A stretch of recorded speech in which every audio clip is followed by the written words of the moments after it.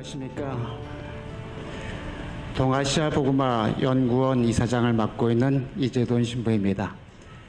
인사 말씀드리기 전에 우선 동아시아 연구원의 상임 연구위원분들을 소개해 올리겠습니다. 연구위원 되시는 분들 앞으로 좀 나와서 인사하시기 바랍니다. 네, 여러 교구에서 여러분들이 이 동아시아 복음화 연구원을 위해서 수고해 주십니다. 제가 한 분 소개해 올리겠습니다. 저쪽 보시는 쪽에서 오른쪽이 김동원 신부님이십니다. 김동원 신부님은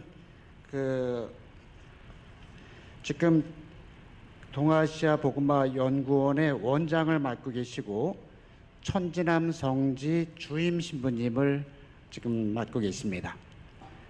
그 다음에 그 옆에 계신 신부님께서 유희석 신부님이시고 수원 가톨릭대학교 총장 신부님이십니다. 그 다음에 그 옆에 계신 분께서 저희가 다 잘 알죠. 심상태 몬시녀이시고 한국 그리스도교 사상연구소 소장님이십니다. 그 다음에 그 옆에 계신 분이 최영준 신부님이시고 수원교구 7보 성당 주임 신부님이십니다. 그 다음에 그 옆에 계신 분이 박기웅 신부님이시고 서울대교구 해외 선교 봉사도 국장님이십니다. 그다음에 그 옆에 계신 분이 조영남 소장님이시고 새천년 복음화 연구소 소장님이십니다. 그다음에 그 옆에 계신 분이 김병수 신부님이시고 한국외환선교회에 계시고 중흥모 희정센터 책임을 맡고 계십니다. 그 다음에 옆에 계신 분이 오늘 사회를 보시는 김혜경 교수님이시고 대구 가톨릭대학교 교수님으로 계십니다. 그 다음에 옆에 계신 분이 노주현 박사님이시고 주교회 한국천주교 사목연구소 상임연구원이시고 아시아 주교회 연합회 평신도 가정위원회 산하 아시아 통합사목부 총무십니다. 네, 그분들이 저도 해야죠. 저는 이재준 신부라고 하고 서울교구 관용사목위원회 위원장을 맡고 있습니다. 네, 우리 모두 인사드리겠습니다.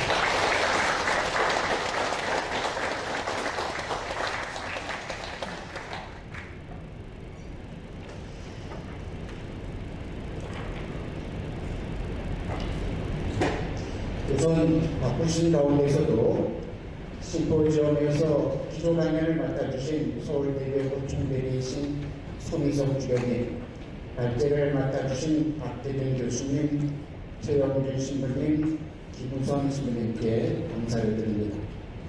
그리고 심포지엄은 서울신학교에서 개최할 수 있도록 허락해 주시고 여러가지 편의를 지원해 주신 백운철 학장 신부님께도 감사를 드립니다.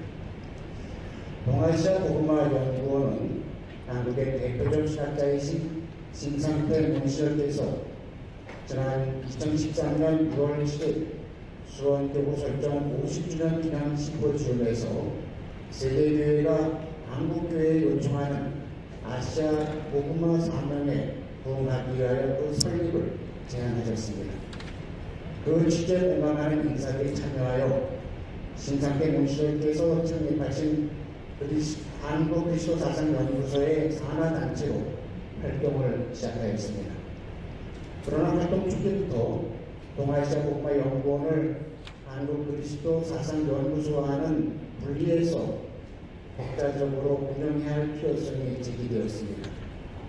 한국 그리스도 사상연구소가 한국 상황에서 그리스도교를 포착화하는 데 주력한다면 동아시아 복음화 연구원은 한국을 넘어 동아시아 전체를 복음화하는 것이 목적이기 때문입니다. 그리고 동아시아를 복음화하는 일은 어느 한 교구가 감당할 수 있는 일이 아니고 한국교회 전체가 협력해야만 가능한 일이라 할 수 있습니다. 때문에 몬시녀께서는 동아시아 복음화 연구원이 한 교구에 속하기보다는 가능한 한 많은 교구가 함께하는 것이 필요하다고 제안하셨습니다. 그러기 위한 방법으로는 연구원을 사단법인으로 등록하는 것이 교과적이라고 의견이 모아졌고 많은 분들의 주도로 지난 4월 20일자로 동아시아 복음화 연구원이 문화관광부의 사단 법인으로 등록하였습니다. 이로써 동아시아 복음화 연구원이 공부적으로 더욱 발전할 수 있는 발판이 마련되었다고 할 수 있습니다. 그리고 수원교구의 도움으로 천진한 성지 인근에 연구원 사무실을 개설하였습니다. 오늘 제5차 심포지움을 개최합니다. 오늘의 주제는 동아시아 사회와 가톨릭교회입니다. 기조 강연을 맡아주신 손희성 주교님과 세 분의 발제자분들께 다시 한번 감사의 말씀을 드립니다. 그리고 동아시아 복음화에 관심을 갖고 이 자리에 함께해 주신 여러분 모두에게도 감사를 드립니다. 오늘의 논의가 동아시아 복음화를 위한 깊이 있는 토론의 장이 되기를 바랍니다. 감사합니다.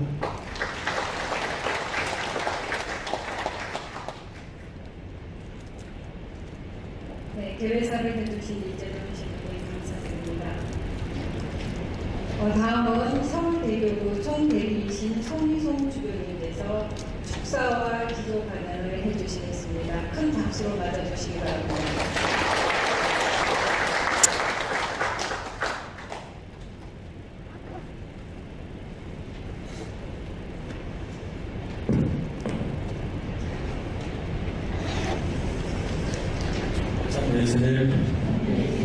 네, 안녕하십니까. 방금 소개받은 서울대교구 총대리 손희성입니다. 작년 12월에 이 기조강연 요청을 제가 김동원 시민을 통해서 받았는데, 그때는 이제 뭐 언제냐, 5월달이나 그냥 간단히 책상만 앉아서 기도 강연 30분을 해야 돼요. 이것을 어떻게 하나 했는데, 그래도 어떻게 하는 도움으로 조금 아이디어가 떠올랐습니다. 김시도님은 제가 인스크루에서 공부할 때 만나서 한 3-4년 같이 있었던 그런 인연이 있기 때문에 사실은 부탁을 거절하기 어렵고, 더군다나 이 동아시아 복음화 연수원 자체가 태동이 은사이신 존경한 심강태 교수님께서 하셨기 때문에 그 배경을 생각하면 도저히 거절할 수가 없다고 생각합니다. 제가 기도 강연을 하게 됐습니다. 제가 하는 얘기는 그냥 상식적 수준에서 동아시아 선교에 대해서, 복음화에 대해서 잘 모르고 있는 사람이 이거 중요하구나, 우리가 좀 알아야겠구나 하는 그런 과정에 있는 사람이 하는 그런 얘기를 한번 들어주시면 좋겠습니다. 또 앞으로 발제하실 분들이 전문가적인 견지에서 말씀하시기 때문에 저 한 사람 정도는 조금이나 일반적인 얘기, 상식적인 얘기를 해도 괜찮나, 그런 마음으로 말씀을 드리겠습니다. 먼저 제가 말씀드리고 싶은 것은 동아시아에 대한 관심과 복음화 의지의 필요성입니다. 먼저 이제 이 심포지움 개최를 축하를 드립니다.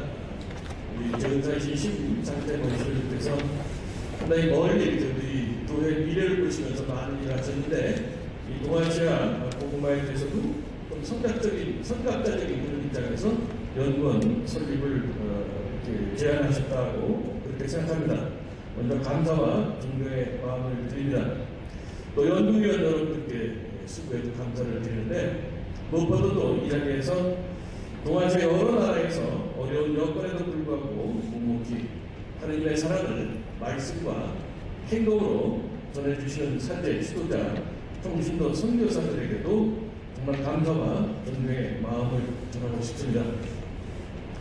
말씀드린 것처럼 저는 이 분야에 있어서 전문성이 없는 사람이라 별로 불편히 얘기를 못할 것 같아 참 죄송스러운 마음이 큽니다. 제가 서울대교구 주교라는 이유로 기도연설 초청을 받은 것 같습니다. 어쩌면 하나님께서는 동아시아 복음화에 대해서 관심을 가져라, 그리고 분발 좀 해라, 그런 의미에서 저에게 이런 기회를 주셨다고 저는 그런 생각합니다. 동아시아 상황을 잘 모르고 복음화에 대해서 깊이 생각해 본 적은 없지만 그렇다고 해서 그 필요성과 당위성을 모르는 건 아닙니다. 제 기억을 더듬어 보면 오래 전에 동아시아 보호막까지는 아니더라도 우리 주변 국가에 대해서 좀 알아야 되지 않느냐, 어떤 그런 필요성을 좀 인식한 그런 계기가 여러 번 있었습니다. 두 가지만 줄여서 말씀드리겠습니다. 첫 번째는 아주 오래전 얘기인데 35년 전인 1982년에 제가 서울대 신학교 대학원 1학년을 마치고 오스트리아 인스부르 유학을 갔습니다.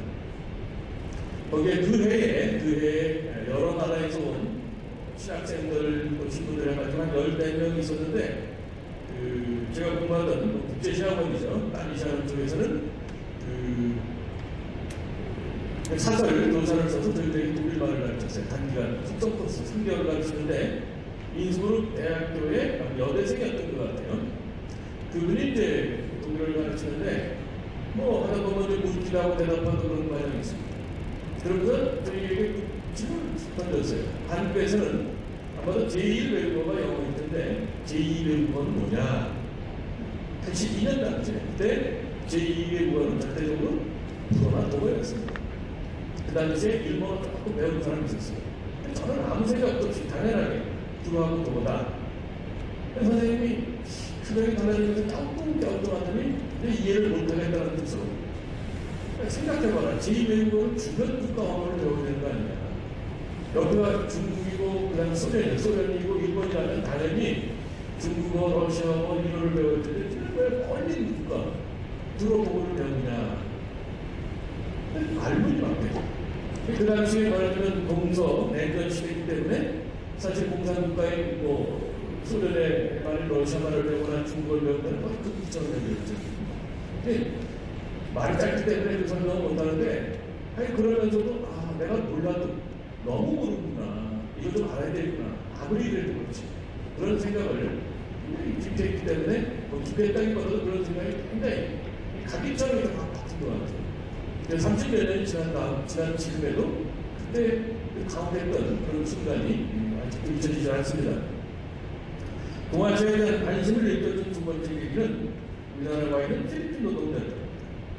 제가 1994년 9월부터 2012년 8월 말까지 우리 신학교에서 양성자로 근무를 했었습니다. 꼭 18년 동안 있었는데, 잘 아시다시피 미국 대신학교 입구에는 해화동성당이 있습니다. 그 20년 전부터 주일 오후 2시에 해화동성당에서 필리핀 노동자들을 위한 미사가 항상 열리고 있었습니다. 필리핀에서 10년 미국 미사를 전해주시는데, 시간 지나면 해화동 로타리에 또 필리핀 노동자들은 장이 쓰기 시작했습니다. 이 규모가 점점 커져가지고 그 시간에 해화동 로타리에 돌아다니는 게 굉장히 힘들어요. 그 정도로 장이 많이 서고 사람들이 많이 북적거립니다. 필리핀을 비롯해서 동남아 여러 나라에서 경제적인 이유에서 많은 사람들이 우리나라에 와서 일을 합니다. 여기 한 20년, 30년 된 것 같은데, 이들을 보면서 저는 우리나라에서도 많은 이들이 1960년대, 70년대에 독일에 가서 간호사, 방으로 일했던 것, 그것도 어렸습니다. 한때 선진국인 독일이 가난한 우리 한국인들을 받아들였듯이, 이제는 우리가 동남아에서 온 가난한 사람들을 품어줘야 하는 것이 아니냐, 그런 생각을 자주 하게 됐습니다. 이런 생각을 하면서 한국에 와 있는 외국인 노동자들이 부당하게 착취당하고 학대받는다는 그런 뉴스 들을 때마다 많이 창피하고 화가 났습니다. 사실은 저도 외국에서 10년 동안 유학하면서 제 은일본당이 독일에 있었는데 많은 도움을 받았죠. 근데 생각해보면 5년 중에 우리 한국 사람, 제3세계 사람들을 무시하는 그런 것도 있었습니다.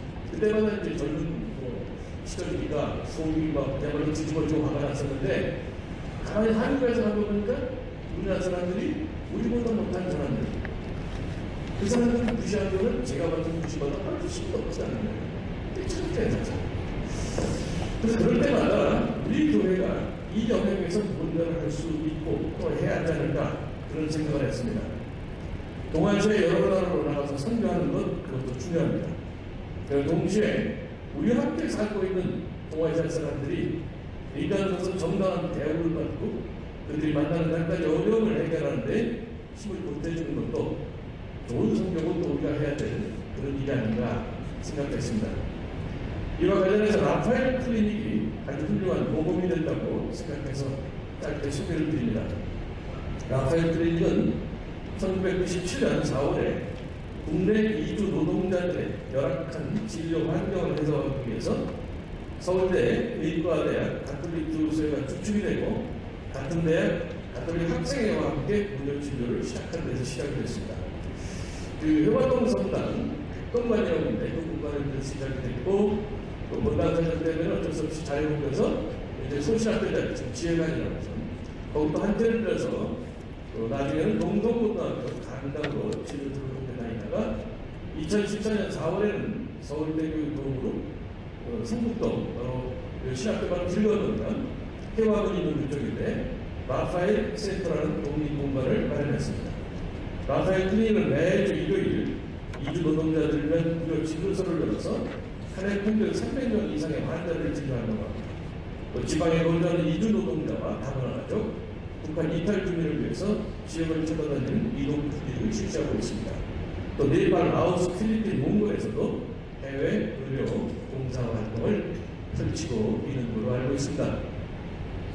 제 개인적인 얘기를 한 이유는 동아시아 복음화를 위해서는 먼저 우리나라의 많은 사람들, 특별히 교회 지도자인 성직자들에게 이 지역에 대한 관심과 복음화 의지를 일조고 가지는 것이 불성이라고 생각했기 때문입니다.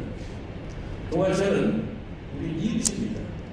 그렇기 때문에 이웃 사랑의 계명에 의해서 당연히 관심을 가져야 된다.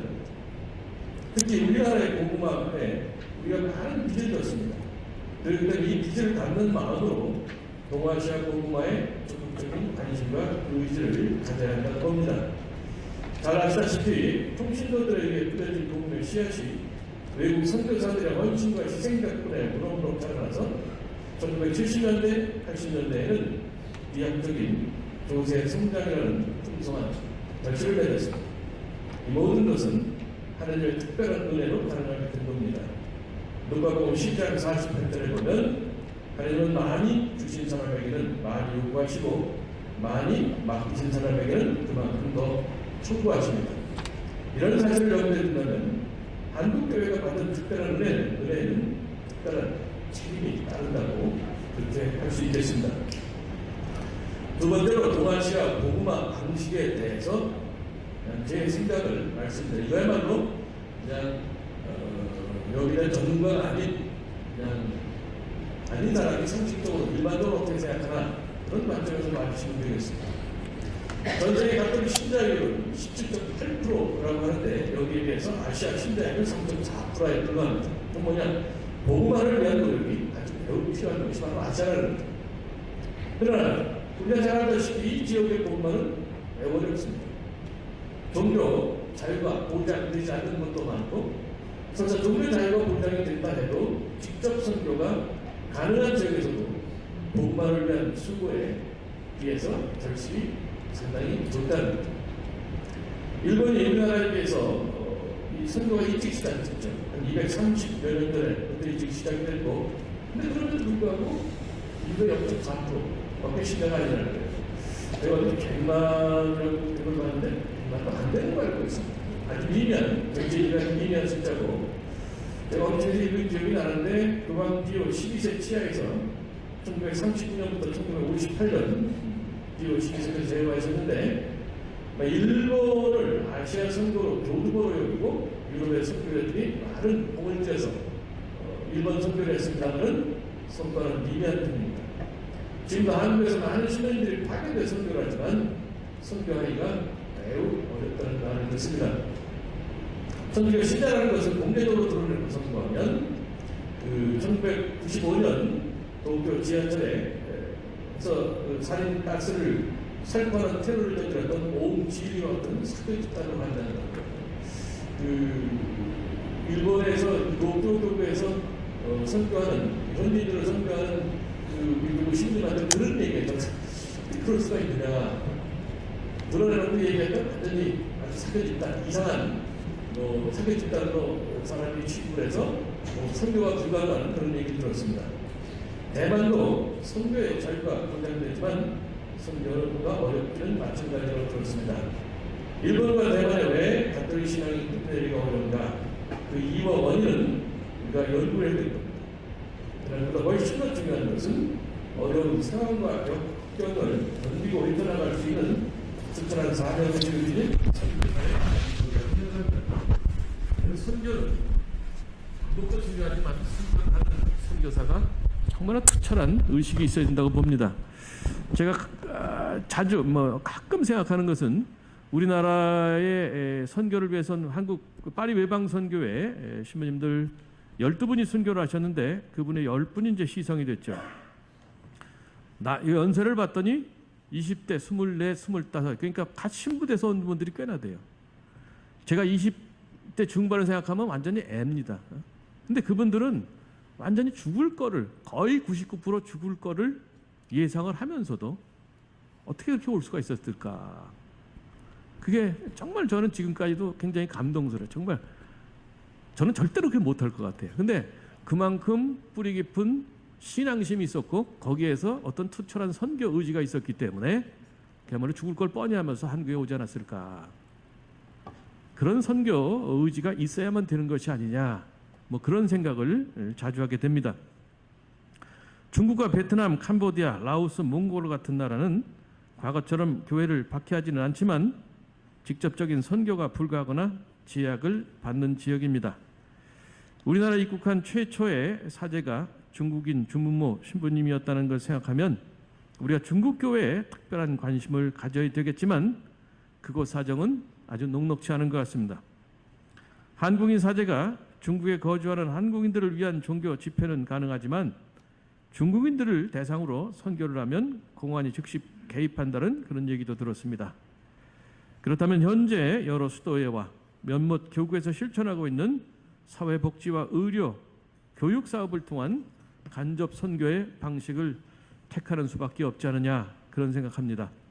하나님의 말씀을 직접적으로 전하는 것이 어렵다면 하나님 사랑의 손길을 전하면서 사람들의 마음을 서서히 하나님께로 인도하는 길을 가야 할 것입니다.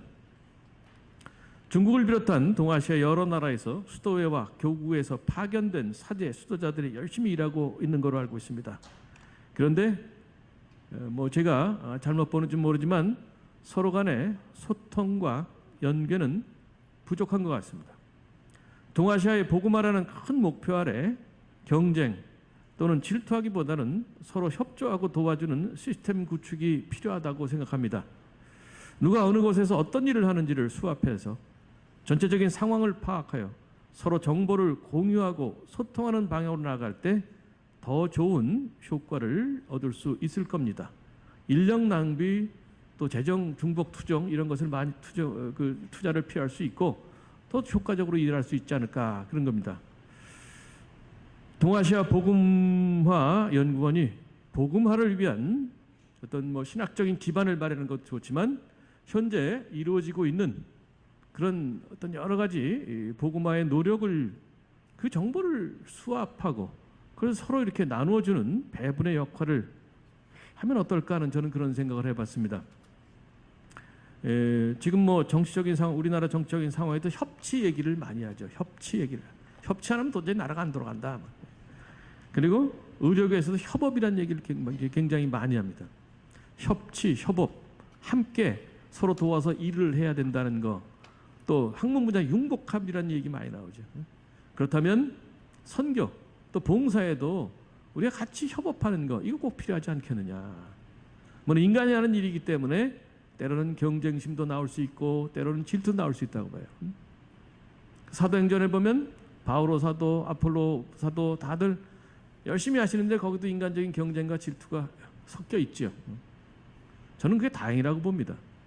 왜냐하면 우리가 일하다 보면 좋은 목표를 두고도 부정적인 그런 것들이 끼어들 수가 있는 거거든요.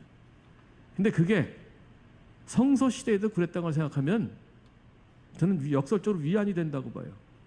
예수님 가까이 살던 분들도 예수님의 제자들 안에서도 그런 게 있었다면 우리도 거기서 벗어날 수 없는 것은 아니냐. 근데 사람이 좋은 일 하다 보면 그야말로 안 좋은 일을 볼 때 더 크게 실망하고 완전히 무너질 수가 있거든요. 근데 그건 어쩔 수 없는 인간 조건인 것 같습니다. 그래도 그런 상황에서 우리가 그래도 소통과 연결을 하면서 그야말로 같이 협업하는 길을 찾아야 될 거 아니냐. 다 같이 하느님 사업을 하고 있다면, 그렇다면 자기 거를 좀 줄이면서 서로 더 큰 목적을 위해서 협업하고 같이 협조하는 거, 그거는 필수적인 건데, 그거를 위해서 동아시아 복음화 연구원이 어떤 큰 역할을 할 수 있지 않을까, 저는 그런 기대를 개인적으로 걸어봅니다. 세 번째로 몽골 교회가 한국 천주교에 대해서 제가 아는 바에 대해서 잠깐 말씀드리고자 합니다.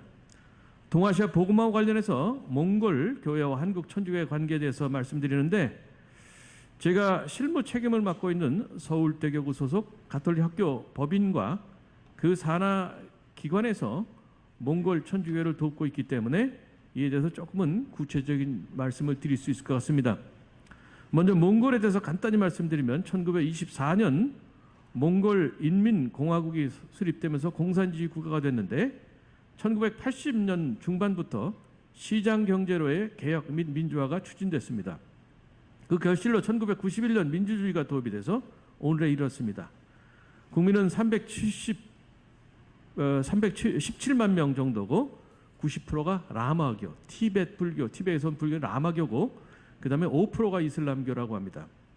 1992년 교황청과 몽골과의 외교협정을 통해서 몽골에서 가톨릭 전파가 허용이 됐고, 1994년에 20명의 첫 몽골인 영세자가 배출된 이래 현재까지 가톨릭 신자 수는 1000명 정도가 된다고 합니다. 2002년 7월 교황 요한 바오로 2세께서 몽골 수도인 울란바토르에 지목구를 설정하고 지목구장 주교로 웬체슬라우 파딜랴 주교를 임명했는데, 이분은 필리핀 태생으로서 원죄 없으신 성모 성심의 소속 선교사입니다. 1992년부터 몽골에 와 선교를 하고 계셨는데, 이때 이제 주교가 되셨고, 현재 대한민국 주재 교황대사가 몽골 주재 교황대사를 겸직하고 있습니다. 현재 몽골에서 종교 자유는 허락되지는 않지만 공산주의 체제 안에 오래 있었던 탓에 그리스도교에 대한 이해가 많이 부족하고 선교에도 많은 제약이 따릅니다. 이를테면 외국인 선교사가 거기서 활동하려면 1인당 내국인, 이건 조금 잘못된 건데 그 쿼터제라고 있어요. 그래서 외국인 선교사가 30명이 일을 하려면 현지인 70명을 고여야 됩니다. 의무적으로. 그러니까 외국인 선교사 1명당 한 2.5명, 2명 이상의 사람을 고용을 해야 된다는 거예요. 또 제가 알기로는 헌금이라든가 교무금 같은 걸 걷지를 못해요. 수익산 못합니다. 그러니까 이 교구를 운영하는 돈이 필요한데 돈을 벌 수 있는 길이 하나도 없는 거예요. 이런 어려운 여건에서도 몽골에는 20개 국가에서 온 68명의 선교사가 있는데, 한국 선교사가 23명, 전체 34%입니다. 가장 많은 수를 차지하고 있습니다. 4개 본당과 5개 공소가 있고, 가톨릭 신자는 이건 잘못해서 한 1000명 정도, 1300명 아닙니다. 2016년 8월에 몽골인 최초 사제가 탄생하기도 했습니다. 한국 천주교는 현재 직접적인 선교와 방향에서 교육, 의료 등 다양한 분야에서 몽골을 지원하고 있습니다. 대전 교구는 몽골 교회를 돕는 대표적인 교구로서 1997년 한국 교회에서는 처음으로 몽골의 피데이 도눔형 방식으로 사제를 파견해서 현재 3명의 사제가 2명의 본당을 맡고 있습니다. 몽골의 첫째 사제도 대전 교구의 지원을 받아서 대전 신학교에서 교육을 받았습니다. 작년에 요거 나오고 있습니다. 작년 6월에 제가 몽골에 방문을 해서 그쪽하고 이제 MOU를 맺은 게 있는데, 그때 이 몽골의 첫 사제 앵흐라고 그랬는데 이 사제가 부제였어요. 통역을 했는데 정말 놀랍게도 어디 외국 나간 건 한국이 처음인데 영어를 곧잘 하고 우리말 정말 잘해요.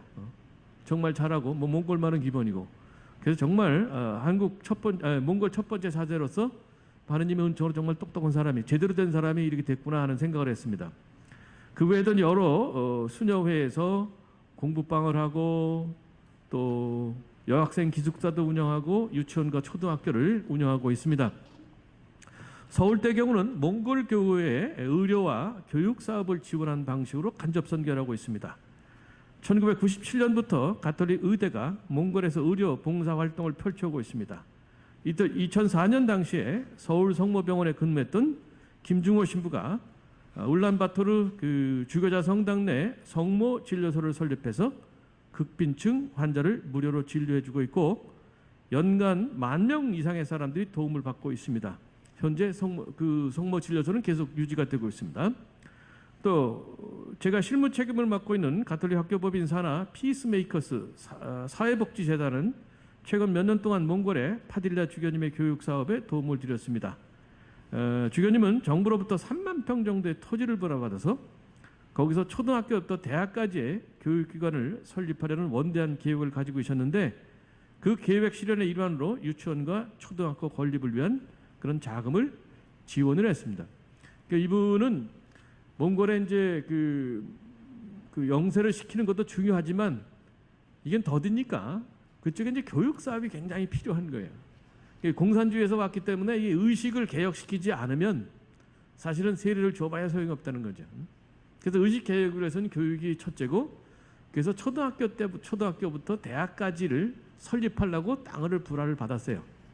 초등학교 시작하려고 했더니 정부에서는 유치원부터 시작하지 않으면 허가 안 내주겠다.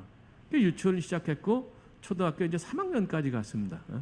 그래서 그 학교를 짓는데 저희가 좀 지원을 했습니다. 2016년 1월 서울대교구장 염수정 추경님은 몽골교회를 좀 더 체계적으로 지원하라는 길을 모색하라는 지시를 하셨고, 그래서 몽골의 파딜라 주교님과 논의를 해서 그해 6월 5일부터 9일까지 저와 서울성모병원 그리고 가톨릭 학교 법인 관계자들이 몽골을 방문을 했습니다. 6월 6일 가톨릭 학교 법인과 울란바토르 지목구가 양해각서를 체결해서 울란바토르 지목구의 선교와 교육사업 후원을 위해서 3년간 100만 달러 지원할 것을 약속을 했습니다. 말씀드린 것처럼 몽골에서는 국내법에 따라 헌금을 거둘 수도 없고 수익사업도 할 수 없습니다. 그래서 파딜라 주교님은 교구 운영을 위한 자금을 해외 수도회 원조나 해외 모금으로 충당해야 했습니다. 이분이 거기 가서 이제 뭐 말씀을 나누는데 참 재밌게 말씀을 하셔요. 그분에서 나는 국제 거지다 말이에요. 그런 얘기도 하시고 주교자 성당을 짓기 위해서 이 서울 교구 쪽에 와서 많이 이렇게 그 모금 운동도 하셨고, 근데 그분 말씀이 당신이 처음 92년에 왔을 때는 이제 막 시작을 했으니까 돈이 있었는데도 할 일이 없었는데 지금은 할 일은 많은데 돈이 없다. 그런 얘기를 하시는 거예요. 그러면서 이제 이렇게 도와드리는 걸 굉장히 고맙게 생각하시는데, 파딜라 주교님은 양해각서 체결하는 자리에서 이런 말씀을 하셨어요. 서울 대교구의 이번 MOU가 몽골 교회는 새로운 희망이 될 것이고 몽골 사회는 새로운 빛을 줄 것이라고 감사의 뜻을 전하시면서, 그러면서 몽골에서의 선교 방향을 이렇게 제시하셨습니다. 저는 교회가 사회에 기여할 수 있는 분야가 바로 교육이라고 생각합니다. 시작 단계인 만큼 우리 교회는 유치원, 초등학교를 중심으로 운영하고 있습니다. 몽골 사회가 더욱 나아지도록 교육 사업을 이어갈 예정입니다. 몽골의 밝은 미래를 위해 가난인들에게는 양질의 교육은 꼭 필요하다고 생각합니다. 저는 몽골에 예수님의 가르침을 전하는 것도 중요하지만 무엇보다도 몽골인들에게 주님의 자비가 와 닿기를 바라고 있습니다. 그 방법이 삶의 증언이고 곧 사회복지라 생각합니다. 예수님의 제자들도 선행이 없는 신앙은 죽은 신앙이라고 말씀하셨습니다. 몽골 사회에 하느님의 자비를 전하기 위해 최선을 다할 것입니다. 같은 날 울란바토르 지목구와의 양해각서에 이어서 서울성모병원과 국립 제1중앙병원이 양해각서를 체결해서 의료지원 강화를 약속했습니다. 이미 서울성모병원은 2011년 몽골 국립 제1중앙병원에 말하자면 우리나라 서울대학병원과 같은 위치에 있습니다. 조혈모세포 이식, BMT라고 약자로 얘기하는데 그 BMT 의료기술은 서울성모병원이 우리나라 최고입니다. 그거를 개설을 하고 이식 수술을 무상 제공했습니다. 이 지원에 힘입어서 2013년에는 몽골 의료진이 몽골 최초 조형인데 잘못됐습니다. 조혈모세포 이식을 성공리에 수행을 했습니다. 2016년 6월에 저와 이제 관계자들이 거기를 방문해서 MOU를 체결을 했고, 그러면서 조혈모세포 이식 기술만이 아니라 진료, 연구, 교육 분야에서 서울성모병원이 보유하고 있는 선진 의료 기술과 시스템을 전수하기로 했습니다. 그 병원 관계자들 중에는 가톨릭 신자가 많지 않습니다. 거의 없다 해도 과언이 아닙니다. 이런 광범위한 의료 지원을 통해서 가톨릭 교회에 대한 신뢰와 호감은 점점 더 커가고 있다고 하겠습니다. 2017년 4월 28일 한 달도 채 안 됐습니다. 그 몽골 제1중앙병원 병원장이 당시 가서 만났던 사람인데 또 좀 더 의료기술 지원을 요청해서 그 방안을 해서 서울 성모병원 원장님과 관계자들을 방문했고 또 저를 방문을 했습니다. 그러면서 이제 평화신문과의 인터뷰에 이런 얘기를 했어요. 우리 병원이 몽골에서 제일 크고 환자도 제일 많습니다. 따라서 서울 성모병원의 지원은 결국 몽골 전체 주민을 돕는 거나 마찬가지다. 이어서 가톨릭 교회에 대한 호감을 표시를 했어요. 서울 성모병원 병실마다 걸려있는 성모상을 보면 마음이 따뜻해지고 굉장히 좋은 기운을 느낍니다. 가톨릭이 참 아름답고 사랑이 넘치는 종교라는 것을 확인하게 됩니다. 그러면서 지금 서울 성모병원이 CMC가 5개 직할병원과 3개 비직할병원이 있습니다. 8개 병원이 있는데 그러면서 하는 얘기가 자기가 9번째 병원이 CMC 병원이 됐으면 좋겠다. 뭐 그런 농담 비슷한 얘기도 했습니다. 몽골 선교는 제약과 어려움이 적지는 않지만 지리적 정치적 관계 면에서 북한과 밀접한 지역으로서 북한 선교를 위해 도움이 될 가능성이 큰 나라이기 때문에 우리에게도 매우 소중한 국가입니다. 서울대교구는 교구에 소속된 가톨릭 중앙의료원 산하의 병원들, 특히 서울성모병원과 학교법인을 통해 의료와 교육사업 지원을 계속할 예정입니다. 현재 학교법인에서는 몽골만이 아니라 네팔과 캄보디아에도 의료와 교육 지원을 하고 있습니다. 아무튼 저에게는 작년 6월에 몽골 4박 4일 방문하면서 굉장히 우리가 정말 뭐 도와줘야 되겠다는 말이 어떻게 보면 좀 그런데 빚 갚아야 되겠구나 그런 생각을 많이 했어요. 여기에 보면 우리가 받은 게 굉장히 많구나. 그러니까 이거 우리 빚 갚지 않으면 그 하느님께 굉장히 죄송할 수밖에 없던 그런 생각을 굉장히 했고, 동시에 거기 있는 선교사들, 뭐 거기 가신 우리 대전교구 신부님들, 그다음에 수녀님들, 또 특별히 그 파딜랴 주교님 보면서 우리 교황대사님 이름은 똑같고 필리핀 사람인데 다른 분입니다. 정말 많은 감동을 했어요. 그래서 아까 말씀드린 것처럼 선교가 올바로 되기 위해서는 선교사가 정말 투철한 의지를 갖고 있고 정신이 있어요. 그걸 아주 깊이 느꼈습니다. 이분이 재밌는 얘기를 굉장히 많이 해요. 농담을 굉장히 많이 해서 원래 재밌는 분인가 보다 했더니 그분이 그래요. 내가 왜 이렇게 농담을 많이 하는지 아느냐? 우리 직원들을 위해서다. 몽골은 겨울이 길거든요. 혹독한 겨울이 아주 깁니다. 그러다 보니까 교구청에서 근무하는 사람, 아까 말씀드렸잖아요. 선교사 하나에 2.5명 현지인들을 써야 돼요. 거기 까리타스가 있는데 비신자들의 신자들 아니에요.